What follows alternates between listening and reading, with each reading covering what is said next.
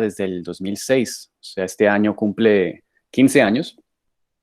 Y lo que hice con mi tesis fue evaluar los tres distintos diseños o tratamientos que tenemos allá, con el fin de determinar, digamos, cuál es el más efectivo o cuál de los tres diseños se aproxima más al bosque, ¿verdad? La charla que tengo para hoy es un capítulo y medio de la tesis y es lo que se enfoca en lo que es la estructura forestal de las plantaciones. Entonces, pues eso, esa es la charla que tengo para hoy. Antes de entrar al contenido, quizás un pequeño disclaimer o aviso, el cual es que estoy mal acostumbrado a dar estas presentaciones en inglés. Entonces, si de repente utilizo palabras extrañas o pausas enormes, es porque me falta un poquito reacostumbrarme a la lengua. Entonces, pena con ustedes, pero bueno. Iniciamos antes de meternos a lo que es el experimento de restauración para poner las cosas un poco en su contexto. Quiero iniciar con la siguiente pregunta, bien básica. De todas las cosas que uno puede hacer en la vida, ¿por qué la restauración de bosques tropicales? ¿Por qué es importante? ¿Por qué nos debe interesar? Y bueno, aunque no es sorpresa para nadie, parte de la respuesta es que la zona tropical es increíblemente rica. Más de 2/3 de la biodiversidad global la podemos encontrar allí. Y más allá de las especies que son del trópico, la zona tropical también es un puente migratorio importantísimo. No sé si ustedes han visto esa animación de Cornell que muestra cada especie migratoria y la ruta que toma de Estados Unidos hasta Argentina a veces. La mayoría de ellas toman el territorio terrestre. Entonces, es otra razón para tener la zona tropical bien conservada y conectada. Pero más allá de lo que es la biota, el trópico también es importante como almacén de carbono. Unas 250 billones de toneladas de carbono están almacenadas en el trópico. Y todo esto está ocurriendo en una zona muy reducida, relativamente hablando. Es solo 10% de la cobertura global terrestre. El problema es que, como seguro también saben, seguimos perdiendo los bosques. La tasa de deforestación se ha disminuido, afortunadamente, pero seguimos perdiendo los bosques tropicales, aproximadamente 5.5 millones de hectáreas por año. Para darles un ejemplo local, aunque en México también se ha disminuido la tasa, en México seguimos perdiendo los bosques. Ya para el 2002 habían perdido 74% de los bosques secos y 82.5% de los bosques húmedos. Y gran parte de la razón por la cual esto está sucediendo es porque, bueno, hay plata en convertir los bosques en pastizal para uso de ganadería. Entonces, por ejemplo, la imagen en la derecha, este es el Valle del Cocora en Colombia, una zona muy bella donde se encuentran las palmas de cera, las palmas más altas del mundo, 70 metros de altura tienen. Y es un paisaje bello, pero también un paisaje muy triste, porque como pueden ver están las palmas ahí que crecen infinitamente, pero rodeadas de pasto usualmente. Y cuando la palma suelta su fruto, cae la semilla y germina ahí, no tiene chance de sobrevivir. Puede germinar, pero o las vacas se lo comen o las condiciones son muy intensas, el sol muy... Ellas requieren de un dosel para poder establecerse y crecer. Pero bueno, ignorando las palmas, me imagino que este paisaje igual les parece similar. O sea, este mosaico de pedazos de bosque y pastizal. Y el problema con eso es que al convertir estos bosques a pastizal, no solo hemos destruido el hábitat, sino que lo hemos fragmentado en varios pedazos. Y con varios pedazos me refiero a unos 130 millones de pedazos, y eso conlleva otros problemas porque al separar las poblaciones, incrementa el riesgo de la muerte de los animales y también la extinción de las especies. Entonces es con todo esto en mente que antes de meterme en los Tuxtlas yo tenía esta pregunta de qué podemos hacer con estos pedazos de bosque que están separados por pastizal activo, ¿verdad? Porque no es tan simple como decir fragmento 1, fragmento 2, vamos a poner unas cercas, a plantar unos árboles y ya, y conectamos los fragmentos. Obvio no, porque esa tierra le pertenece a alguien, aunque se puede hacer a la fuerza. Yo conozco un ejemplo en Minca, también en Colombia. Creo que fue la organización ProAves, que yo no sé si ocurre mucho en México, pero en Colombia y en Costa Rica es común que la delimitación de terrenos no es súper clara. Entonces, digamos, uno puede tener el documento, pero el gobierno tiene un documento distinto que dice que el terreno es otro. Pero bueno, Proaves aprovechó de que había esa falta de, digamos, de información de dónde terminaba un terreno para extender la zona de conservación. Y bueno, de esa forma se robaron fue la tierra de la gente, de los ganaderos de Minca. Y la gente se vengó quemando el bosque, ¿verdad? Entonces, para mí ese es un ejemplo muy claro de lo importante que es entender que esa tierra le pertenece a alguien y que si nosotros vamos a hacer conservación o restauración, es incumbente nosotros dar un diseño que no sea solo para nuestro beneficio, de nuestros objetivos de la conservación, sino también para ellos, que de verdad sea un plan que valga la pena económicamente, ¿verdad? Y hay muchas formas de hacer eso. La charla de hoy no es para discutir los distintos diseños, pero sí como para presentarles el primer diseño que me interesó, el cual es la idea de establecer estas plantaciones cercadas como islas en un pastizal activo. Y esto lo que permite es que la fauna logre cruzar de un fragmento al otro. No toda la fauna, porque sí hay fauna que no tiene esa proclividad para cruzar del bosque a otra isla o a otro fragmento, porque simplemente no cruzan el pastizal. Pero sí bastante fauna tiene esa movilidad, entonces sí puede ayudar a aliviar ese problema de la fragmentación. Y también al tener estas islas, pues las islas, los árboles dan servicios ecosistémicos. Para darles ejemplos así bien simples, en zonas calientes, la sombra que dan los árboles le dan protección a las vacas de la luz solar. Y en zonas más altas funcionan también como rompevientos, también protegen a las vacas. Y se ha demostrado que simplemente cuando tienes a las vacas en condiciones abióticas más cómodas, puedes incrementar la cantidad de leche que produce. Entonces, y bueno, hay muchos otros ejemplos, varios más complejos de cómo estas islas pueden ayudar, pero esta es la idea básica.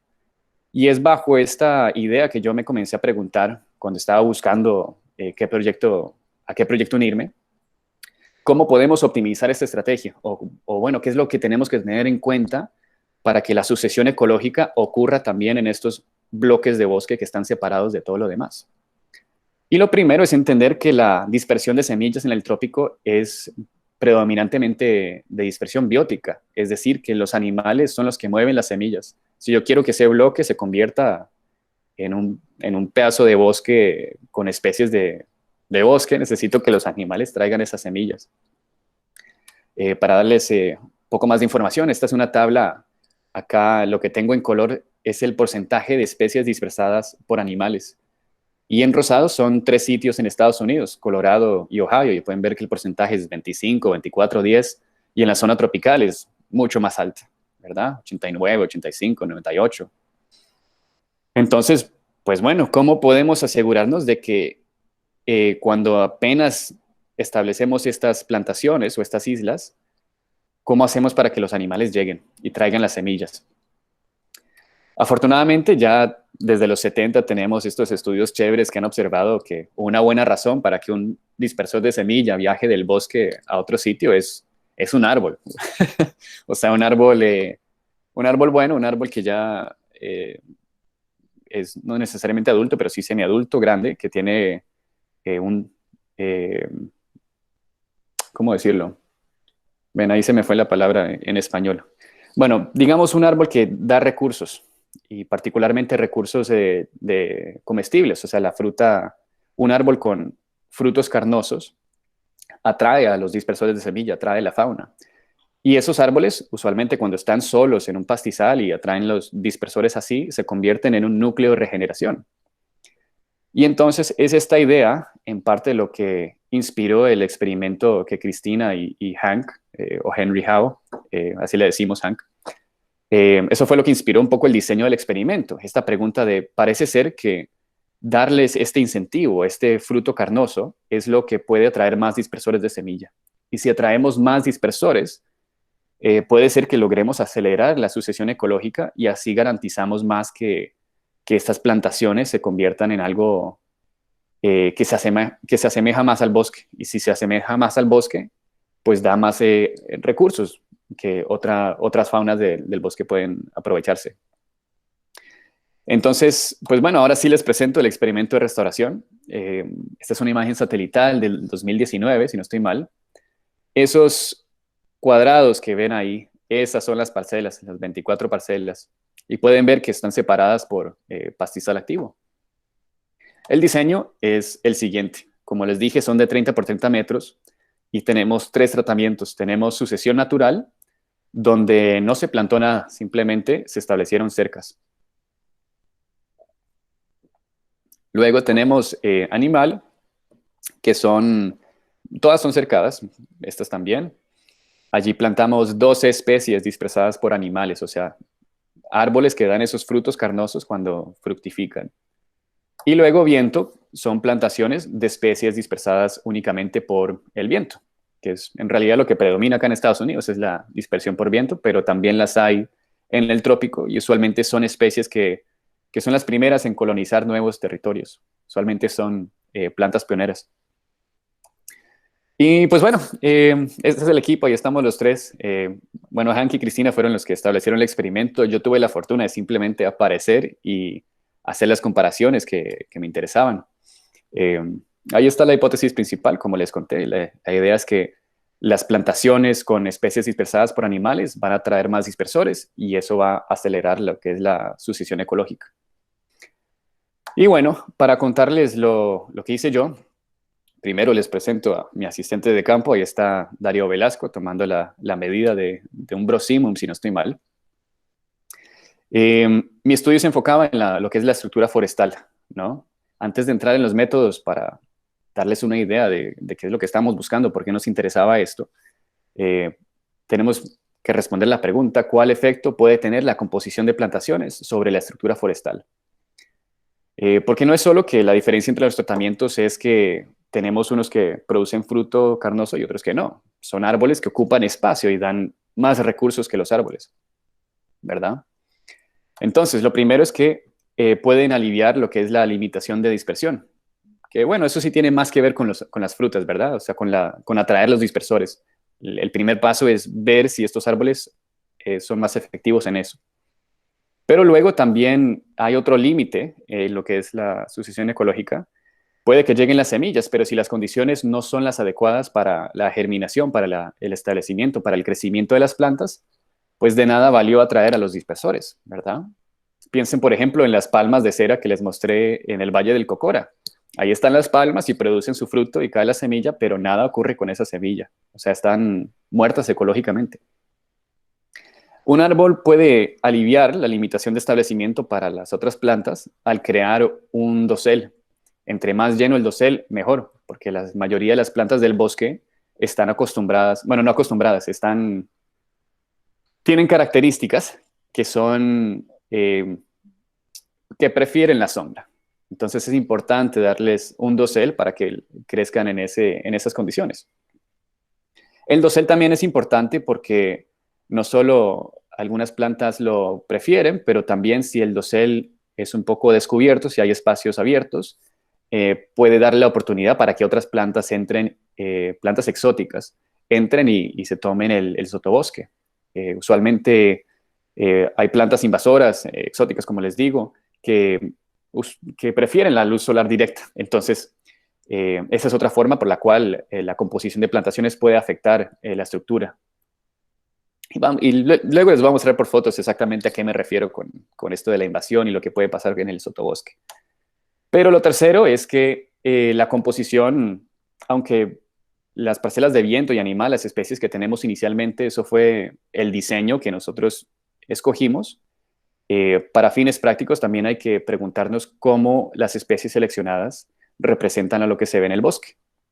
Porque si la idea para fines prácticos, no para el experimento, para fines prácticos es tener una plantación que se aproxime lo más posible al bosque, pues entonces hay que tener en cuenta, sí, cómo las especies seleccionadas representan a lo que se ve. Ahora, para los métodos tenemos dos grupos de métodos. Como les digo, esto es capítulo y medio, un poco que estoy presentando. Lo primero fue un censo. Identificamos y medimos todos los árboles que tenían por lo menos 2 metros de altura, que fueron en total 7,210 árboles. Y lo hicimos en las 24 parcelas y también en 8 parcelas que establecimos al azar en el bosque primario de los Tuxtlas, para comparar. Y el otro grupo de métodos, que luego voy a entrar más a detalle, es esta evaluación de lo que ocurría en el sotobosque. Porque si tú visitas las parcelas, una de las cosas que en realidad es bien evidente es que hay unas que son un helechal completo. Y ese helecho es una especie invasiva, Nephrolepis brownii. Eh, Se planta ornamentalmente, ustedes las han visto toda la vida en las salas de sus casas. Yo me la encuentro bastante por acá. Este, pero sí, ese helecho está en parte porque, bueno, les voy a contar por qué no está en el bosque. Este helecho no lo encuentran en el bosque porque el dosel es muy denso, es muy oscuro allá en el bosque, y también porque hay herbívoros que fácilmente se comen este helecho. En las parcelas está, primero por lo que ocurre con el dosel, que luego les voy a mostrar, pero también porque al poner las cercas, liberamos a todas las plantas que estaban dentro de las cercas de la herbivoría. No entran las vacas y también no entran los herbívoros que habitan en el bosque. La mayoría de ellos, sí van a entrar los más pequeñitos. Y bueno, las comparaciones que vamos a hacer, vamos a comparar lo que ocurre en el sotobosque con estos helechos, vamos a comparar las plantas por abundancia y riqueza de especies, y vamos a ver dos grupos que nos interesan. Vamos a comparar por modo de dispersión, o sea, de las plantas que han llegado, cuántas son de dispersión biótica y cuántas de dispersión abiótica, con la idea acá es que si las parcelas de animal de verdad traen más dispersores, entonces debemos ver más reclutas de dispersión biótica, ¿cierto? Eh, sí, y el otro grupo es la historia de vida. Tenemos plantas que son pioneras, que caracterizan lo que vemos en sucesión temprana o en sitios, ahí sí se me fue la palabra. Eh, bueno, vamos a decir solo, las plantas pioneras aparecen en sitios de sucesión temprana. Y luego las no pioneras son las que vemos más en el bosque. Eso también vamos a comparar por área basal. Área basal es el área que ocupan los troncos de los árboles en el área, ¿verdad? Y también vamos a comparar los 4 hábitats por cómo se distribuye esa área basal. ¿Por qué? Porque el bosque obviamente es más viejo que las parcelas y los árboles han tenido más tiempo para crecer. Entonces van a haber unos que ocupan mucho más espacio que cualquier otro árbol en las parcelas que establecimos. Y finalmente vamos a comparar por la composición de comunidad, que eso es simplemente utilizando los datos de la identificación de especies, para ver si tenemos 4 grupos distintos, 4 por cada hábitat, y también para ver cuál comunidad se aproxima más al bosque. Y de último, vamos a ver la composición vertical, que es para mí lo más chévere, porque ahí combinamos estos datos de la identidad de especies, la comunidad que hay, y los datos de los tamaños que tienen todos estos árboles. Y con eso vamos a ver cuáles son las familias que son las más comunes en los 4 hábitats y dónde aparecen. O sea, cuál es la familia que predomina en el sotobosque, cuál es la familia que predomina en lo que es el mid canopy o dosel inferior y qué es lo que está mucho más arriba. Entonces, ese es el plan. Iniciamos entonces con lo del sotobosque. Esta es la especie que les comentaba, Nephrolepis brownii. Para evaluar lo que ocurría en el sotobosque, lo que hicimos fue establecer estos cuadrados, pueden ver los tubos PVC ahí en esa imagen, de 1 metro por 1 metro.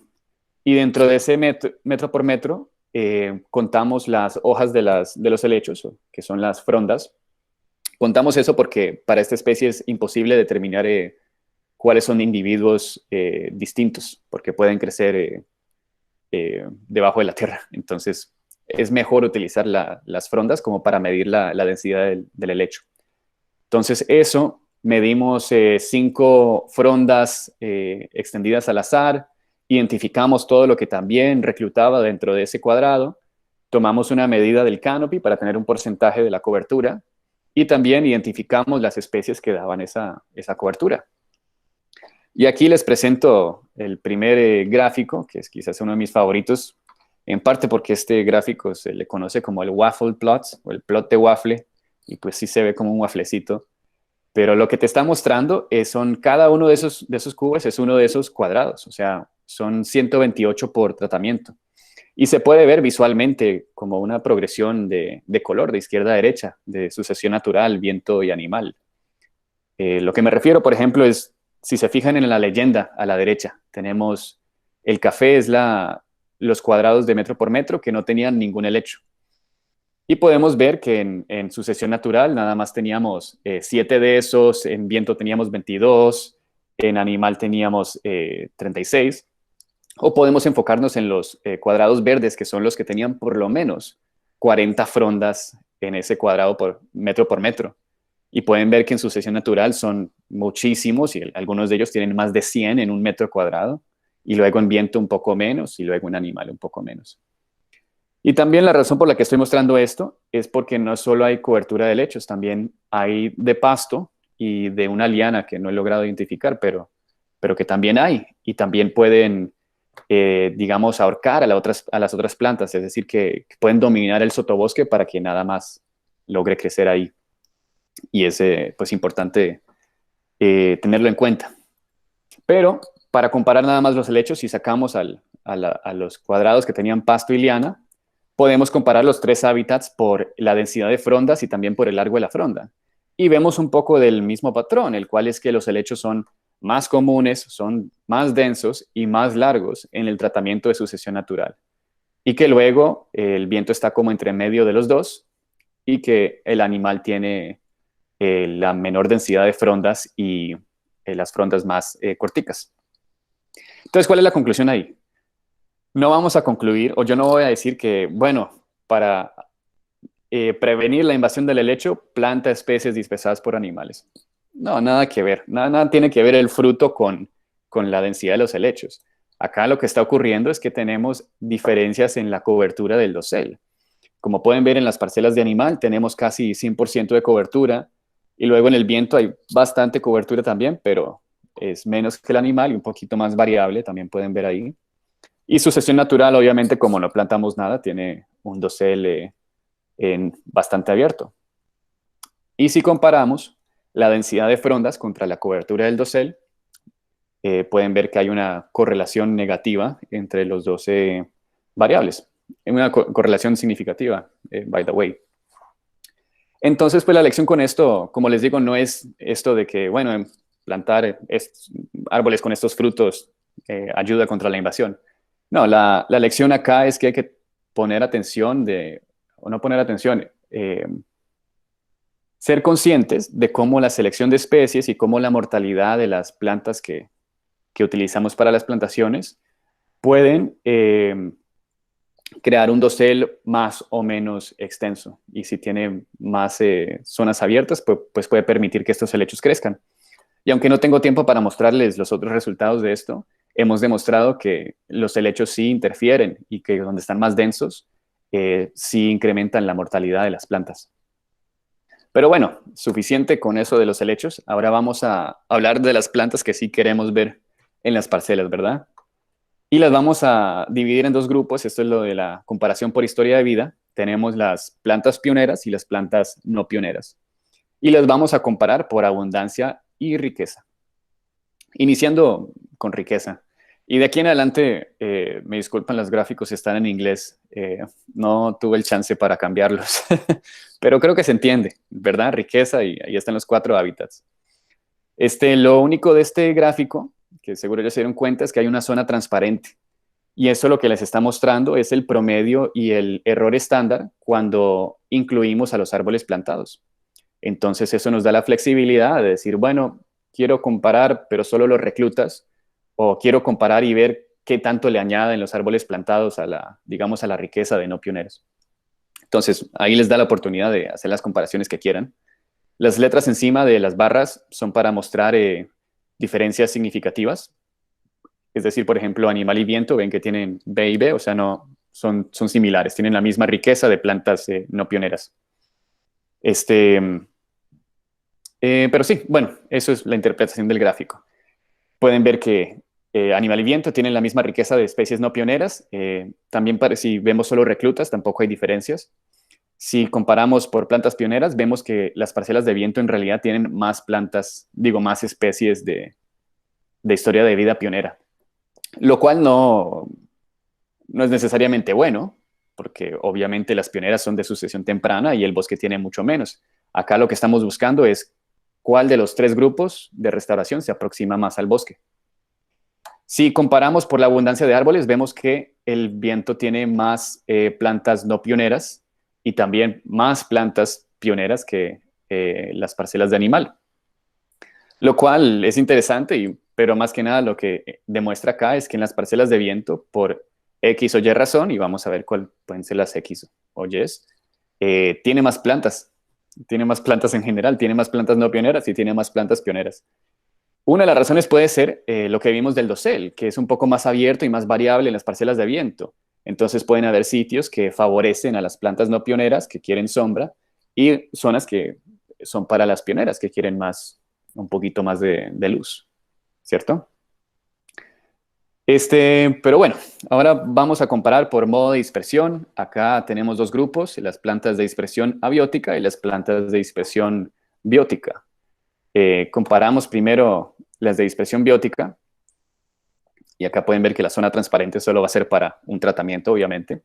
Y acá sí cambia la conclusión un poco, si incluyes o no incluyes a los árboles plantados. Esperábamos ver más reclutas de dispersión biótica en las parcelas de animal, pero como pueden ver, el viento tiene más. Es más, la parcela de viento tiene más árboles de dispersión biótica que el mismo bosque, lo cual es interesante, pero lo que también sabemos de la literatura es que algo característico de la sucesión temprana es que si hay una superabundancia de reclutas. Entonces, más que nada, esto sugiere que quizás el viento va un poco más detrás del animal, porque, bueno, porque eso es algo que reconocemos más de la sucesión temprana. Y si comparamos las plantas de dispersión abiótica, pues como saben, en el bosque no hay muchas de dispersión abiótica, entonces la barra en el bosque es muy pequeñita. Y lo que vemos es que en abundancia de plantas abióticas, de dispersión abiótica, el animal se aproxima más al bosque, mientras que el viento, aunque excluyamos a los árboles plantados, tiene mucho más.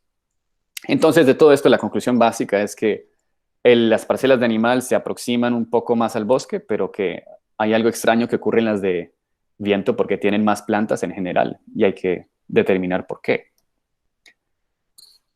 Para eso, nos sirve un poco evaluar ahora por área basal, que como les digo es el área que ocupan los troncos de las plantas ahí. Acá lo súper interesante es que las parcelas de animal y viento ya llegaron al mismo total, no al total, perdón, al mismo promedio de área basal que ocupan los árboles en el bosque. Les recuerdo que estos son espacios de 30 por 30 metros.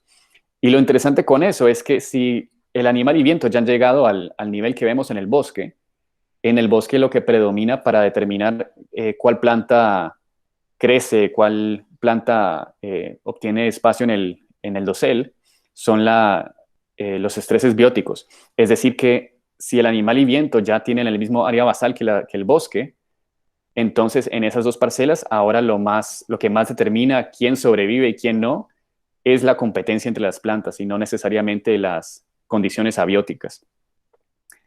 También lo interesante acá es que si comparamos solo por las plantas reclutas, vemos que en sucesión natural pues hay más área basal allí que los reclutas de animal y viento. Y uno podría mal concluir que, bueno, eso demuestra que es mejor no plantar nada, porque fíjate que esa barra es más alta. Y la realidad es que no. Lo que demuestra esto es que en sucesión natural tenemos un sistema de alto beneficio y alto riesgo. O sea, si hay una semilla que llega a ese tratamiento, aunque llegan menos, y esa semilla logra germinar y pasa la barrera de lechos, está hecho. No tiene que competir con casi nada más porque no plantamos nada allí. Entonces, por eso la barra es más alta, ¿verdad? Y tiene sentido porque, bueno, no, creo que ya me estaría repitiendo un poco. También podemos comparar el área basal no por promedio por parcela, sino el promedio por árbol. Y vemos que las parcelas de animal, cuando incluimos a los árboles plantados, tienen el mismo promedio que las parcelas en el bosque. Mientras que el viento tiene un poco menos, lo cual es interesante porque, como ven a la derecha, tienen el mismo promedio por parcela. Entonces, ¿qué está ocurriendo acá? Ocurre que como las parcelas de viento tienen más plantas en general, pero el mismo total, esa área basal está dividida en más troncos. O sea que efectivamente en las parcelas de viento tenemos muchas más plantas pequeñitas que en cualquier otro sitio. Y eso es otro otra pista de que este tratamiento está en una sucesión más temprana que las parcelas de animal.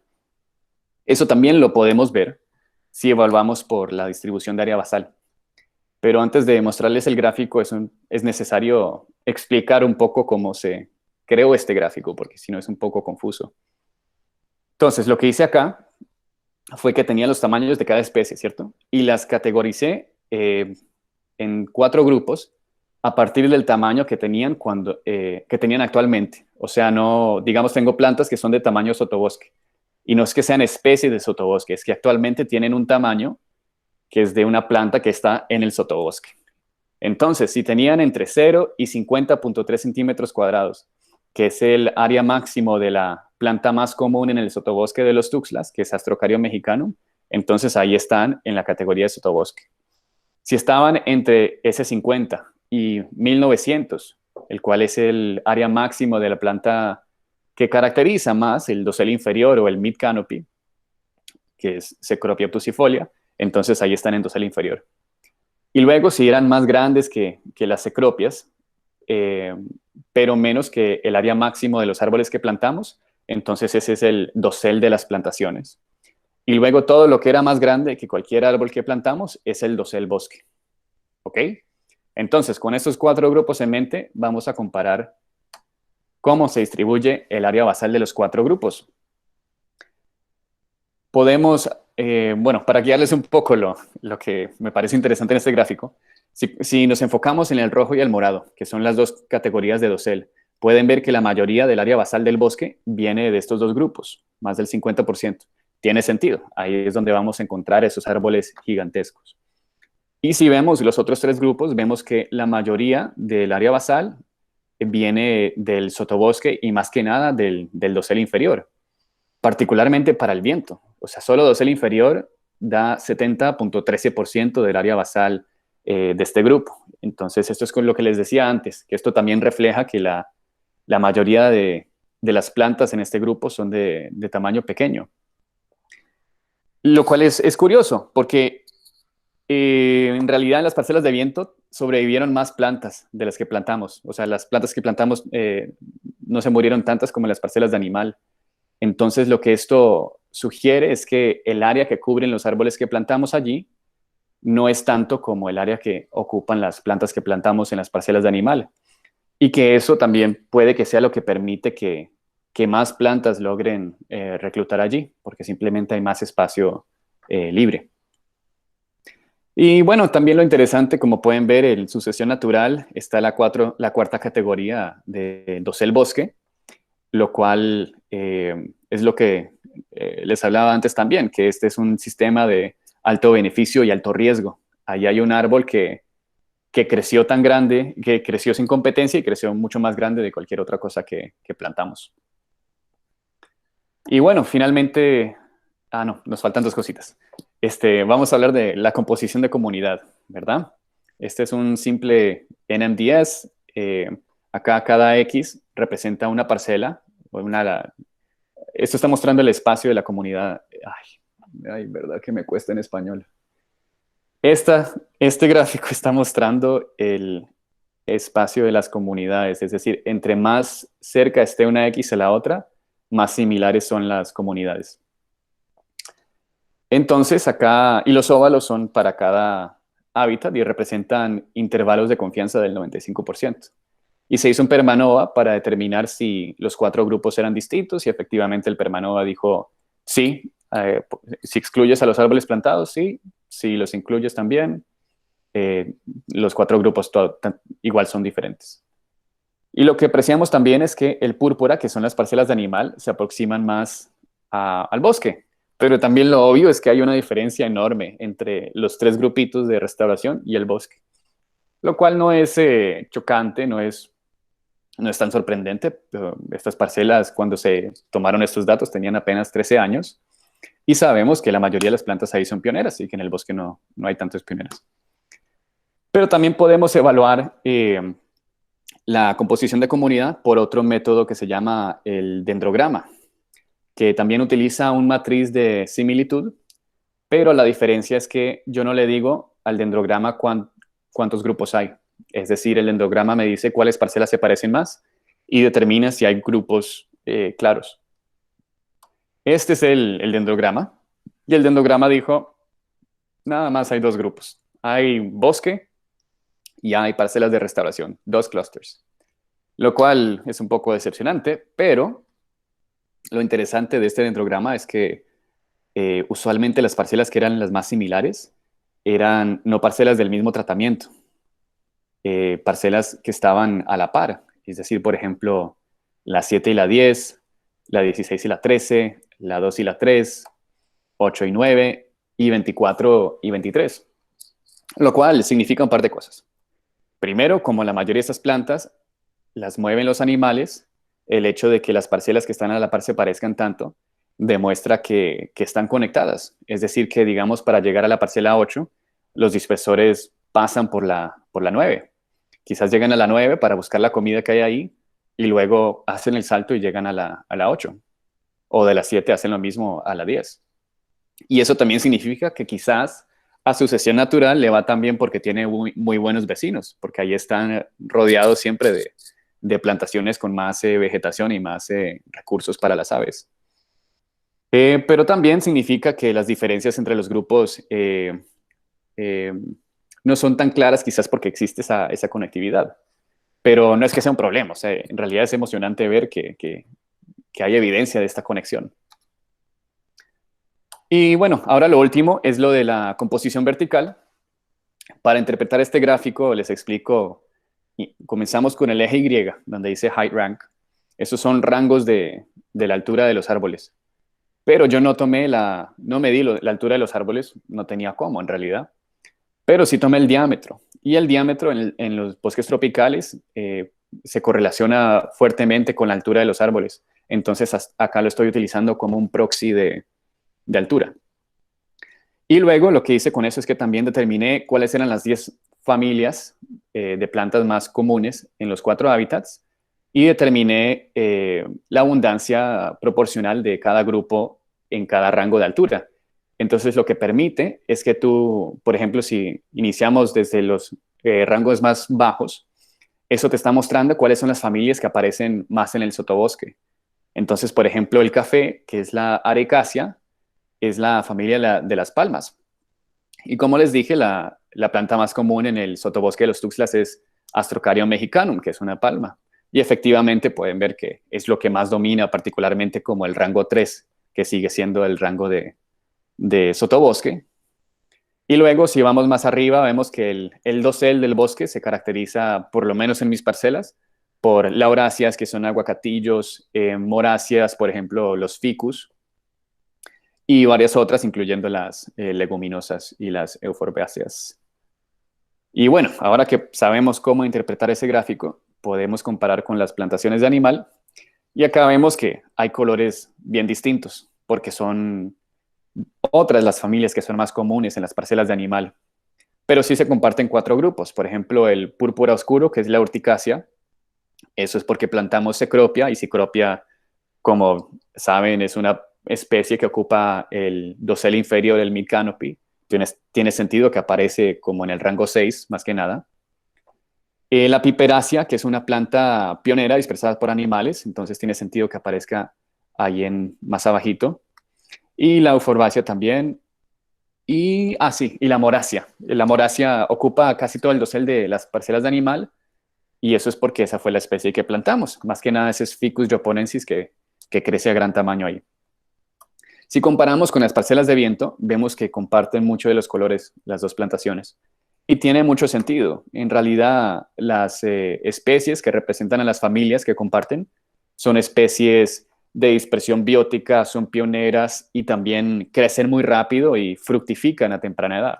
Entonces son especialistas en colonizar espacios rápidamente. Y bueno, si comparamos con sucesión natural, vemos que también se comparten estos colores, y eso también lo refleja el NMDS que vimos anteriormente. En realidad, los 3 grupos de restauración comparten mucho, pero acá hay otra cosa que comparten sucesión natural y viento, el cual es el dosel. Pueden ver que es la misma familia, la malvácea. Entonces, ¿qué ocurrió acá? Que al seleccionar especies dispersadas por viento para las parcelas de viento,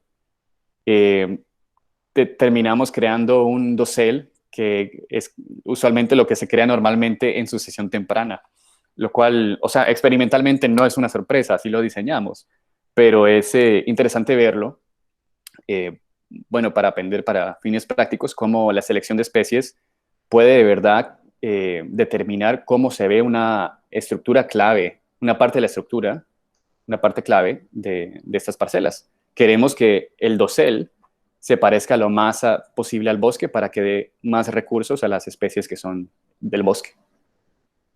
Y pues eso, ya con esto me estoy pasando un poco de 40 minutos, pero las conclusiones bien básicas acá es que en el viento sí vemos que se aproxima un poco ese tratamiento al bosque en la riqueza y abundancia de las plantas no pioneras, pero en gran parte esto es porque ese tratamiento tiene más plantas en general. Lo que sí se aproxima un poco más en estructura al bosque son las plantaciones de animal, no solo en que tienen menos plantas pioneras, sino en el área basal, cómo se distribuye, la composición de comunidad, aunque sí se parece mucho a las otras parcelas de restauración, es la que más se aproxima al bosque. Y también en composición vertical es la que se aproxima más, aunque esto es en gran parte por las especies que seleccionamos, que crearon un dosel que se parece a lo que se ve en el bosque. Y también en la cobertura de helechos, ¿verdad? Los helechos no están en el bosque y en el animal es donde están a una densidad más baja. Y con eso, pues, les doy mis agradecimientos y también gracias por la paciencia, porque sí se me fueron las palabras un par de veces, pero gracias a Cristina por el apoyo y la ayuda con todo este proyecto y por invitarme a dar la charla de hoy. Y también a mi asesor Hank, al comité de la tesis, a Carla Dorantes Aguilar, que es de la UAM, no sé si Carla está acá hoy. Sí, saludos Carla. Ella me ayudó bastante en el estudio de los helechos. Y la Estación Biológica de los Tuxtlas, el grupo de amigos de los Tuxtlas, mi asistente de campo Darío, y ahí están las fuentes de financiamiento que también fueron claves. Y pues eso, muchas gracias. Estoy atento a sus preguntas. Muchas gracias, Luis. Pues ahora sí, Flavio tiene una pregunta, la voy a leer, está en el chat. Ajá. Dice, qué buen trabajo, Luis, felicidades por tu graduación. Tengo una pregunta en cuanto a las especies reclutadas. De los individuos reclutados que están sobreviviendo y muriendo, ¿analizaste el parentesco que hay entre ellos? Si hay más competencia y esta produce la muerte de los individuos, esta puede ser por el parentesco entre ellas y no por la densidad de plantas reclutadas. O sea, si son hijos de los mismos árboles que plantamos. Yo creo que está hablando de la filogenia, porque eso es lo que él estudia. Ah, ya. Como emparentadas filogenéticamente. Ajá. Pues de la filogenia yo no me meto mucho, pero lo que puedo decir es que salió un estudio de las parcelas en el 2018, se me olvida el nombre del autor, pero su apellido es Lee, donde en parte se hizo un modelo para evaluar entre los tres tratamientos de restauración, cuáles de las plantas reclutas ahí tenían más probabilidad de crecer a una etapa de reproducción y reproducirse efectivamente. Y ahí lo que se vio fue que en las parcelas de sucesión natural, las plantas reclutas ahí tenían mejor posibilidad de reproducción y de tener reclutas sobrevivientes. Y en parte eso era porque se veía que la tasa de crecimiento de esas plantas allí era mayor. Pero luego también en las parcelas de animal y viento, como la densidad es más alta y sí el parentesco entre las plantas reclutas es, bueno, son los mismos grupos de especies, en realidad, entre sucesión natural, animal y viento, con pequeñas excepciones, pero la densidad es más alta, entonces sí